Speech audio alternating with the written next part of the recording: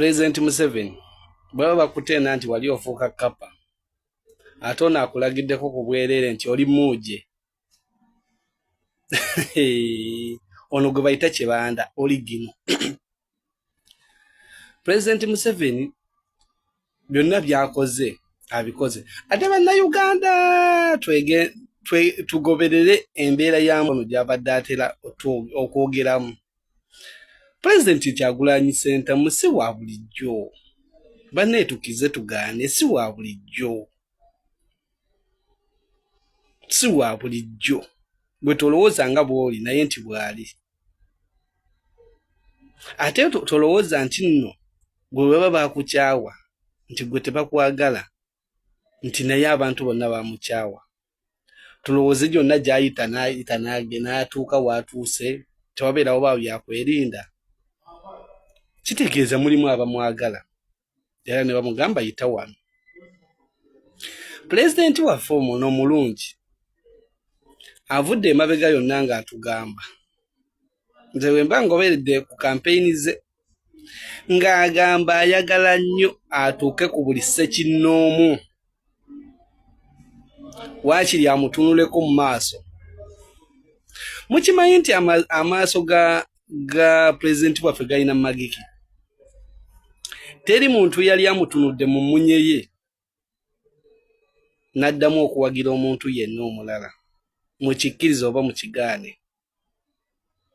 Okuva kampeyini bwe yatandikira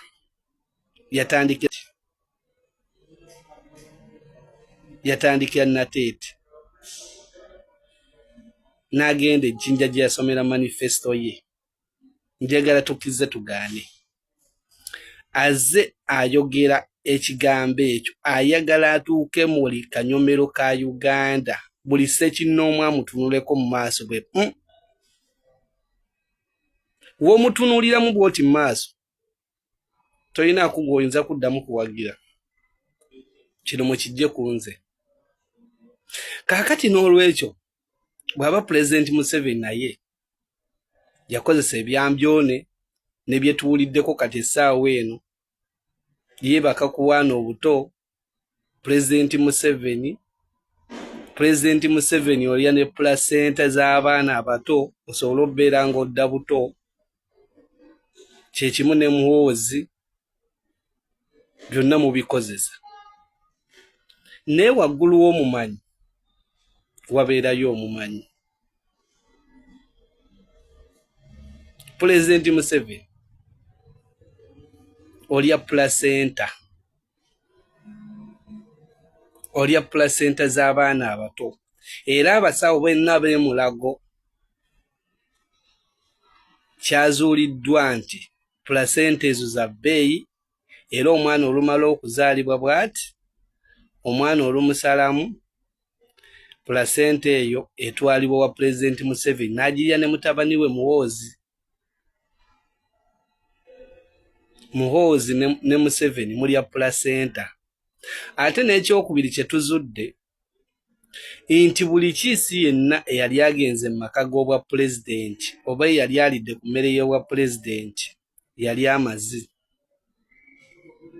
Kyova olaba abantu bawuube nnyo. Atuuka n'abeera ng'ali eno ebweru nga tannagenda wa mukulembeze w'eggwanga, naye olutuuka eri ebigambo ne bikyuka. Ebigambo ne bikyuka ne birema bbeera nga bye yatandika. Kitegeeza bonna abakulu b'eddiini bonna baali amazi. Bebe Kulu baali amazi. Kenzo baali amazi. Ebyo oyo Pulezidenti Museveni byakozesa ng'ekyokulwanyisa nti olugenda bw'oti n'obirya toddamu kudda ngulu. Era ffe ffenna abakyali nti no tulwanyisa Museveni tetunnalya mazi.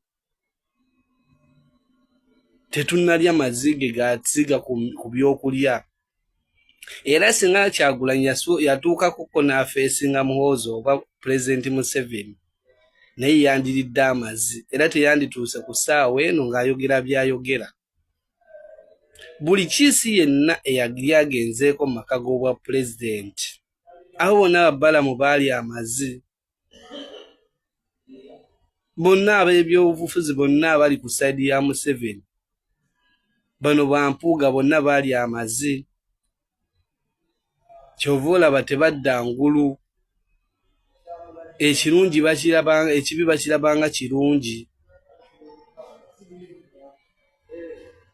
Kibalama wano yabuzibwawo Kibalama yali musajja mulokole ngera asabira nti wakakande naye kakande tavanga wadde kunoonya kumuki ku mugoberezi we waje bamusibira naye nga weewuunye Sheikh Kiti y'omusiraamu afaayo nnyo okubuuza Kibalama era ne wabanga kusabira Kibalama n'amusabira naye oli gwe bali yali amujjako ekimu eky'ekkumi tayagala kumanya lwaki yali amazi bakakande bonna baali amazi baani buli pasa yenna akkiriza mu Museveni manya yali amazi ge eyo mu State House gye bagenda okulya n'osanga nti waliyo ebitafuttafu agugaba mazi naye byonna tugenda bivunuka tulemereko tulwane masajja